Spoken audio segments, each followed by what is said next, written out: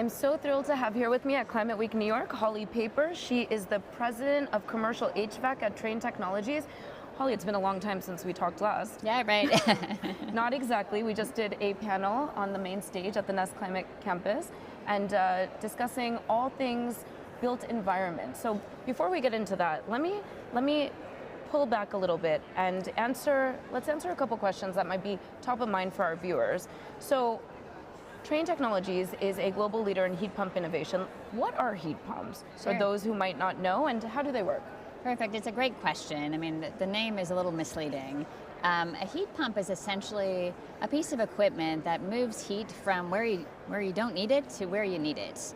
And so in a simple term, right, think about in the wintertime when it's cold outside and you want it to be warm inside. You can take some warm air from the outdoors, move it into fluid that absorbs that heat, compress it so it changes the heat, and then moving a higher temperature, the temperature you want, kind of through a building. Conversely, in the summertime, when you want no heat in the building and you want cool in the building, the heat pump can actually reverse and take the heat from the building, move it outside, and in effect make the building cooler. So Nice. It's a technology that can work both ways. Right, so heat pumps can cool. I mean, I think that's something that is obvious to you that now we can try to make ubiquitous in our audience.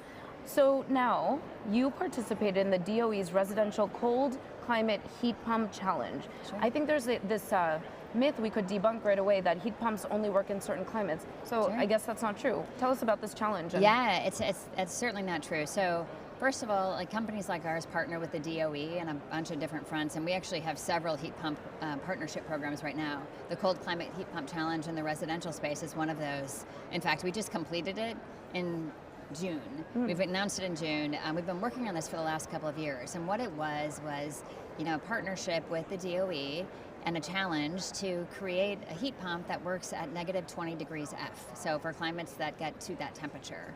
And the spirit of that is when it's cold outside, you still want warm air inside, and you want the air to be warm enough to make us feel comfortable as humans. Sure. And so we worked with them to create a prototype, to test performance, to test endurance, and to field test it. And what happened when the DOE was testing our prototype, essentially it kept going in terms of working at even colder and colder temperatures. So finally they had to manually cut the lines because Sure. they're like, yeah, you got it. We then put this in the field in Boise, Idaho, somewhere where that gets cold, for over 2 winters and 2 summers. And over the course of that time, provided all of the heat needed across a variety of temperatures and the cooling needed in the summer. And what we found in that case is that it was 50% more efficient than a separate furnace and a separate air conditioner in the house, and it saved the homeowner 20% in terms of their energy savings. So now we've taken it, we've got it in our psychometric lab in our Tyler, Texas facility, and we continue to work on it. But to answer your question, there is technology today that works at a variety of temperatures, and it's only getting better and better. Yeah, that's awesome. That's exciting because this is going to be really relevant for decarbonizing built environments. Yes. And we know that this sector is actually responsible for a significant amount of carbon emissions. And so if we can solve built environments, and it's easier to solve, let's say, than those harder to abate sectors, cement, steel, right? Heavy Absolutely. industries. How do you see Trane Technologies addressing the transition of the built environment to clean energy? And what else is, more specifically about heat pumps, is it only possible in new buildings, or can it also be retrofitted into older buildings? Sure. Yeah, so let me talk a little bit about kind of innovation and sort of who we are, right? So as a company, we are an innovator, we are a climate company. Every job at our company is a climate job. And so we see heat pumps as the future, right? The future is electric and heating is electric. Mm-hmm. And so the way we think about decarbonization in buildings, that's a piece of the story. There's certainly other technologies like smart controls and AI-driven kind of technology to optimize the building. And so there's a lot of technology that we're applying to solve this in a very holistic way in terms of buildings. What I would say is that as we think about sort of heat pumps in particular and the opportunity there, certainly in new buildings, and when you're purchasing, and you're designing something, instead of buying, a cooling system and a heating system, you buy one, right? I mean, it's a no-brainer.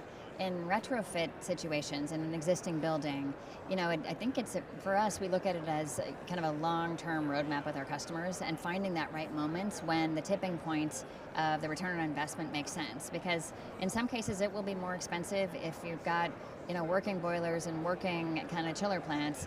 But when you replace that, right, finding that moment where it makes sense. I think what really changes that, though, is legislation, either the regulation or funding to serve as a tailwind there. And so we're in local areas and regions where the legislation's been a little more aggressive or funding is available, it's the same to retrofit versus putting it in a new building. In places where maybe the switching costs are a little bit higher, we work with our customers to find the moment and try to find savings in other areas to fund that, to make that a reality. That's super interesting, and I appreciate how candid you are about it, and the fact that we need that public-private collaboration to really be able to accelerate innovation in the built environment and ultimately help it transition to fully clean. Exactly. So that was fantastic. Thank you for your contribution to New York Climate Week and for sharing a little bit about Trane Technologies with us and all that you do. Perfect. It was great to be here and certainly appreciate the discussion. Thank you. Thank you.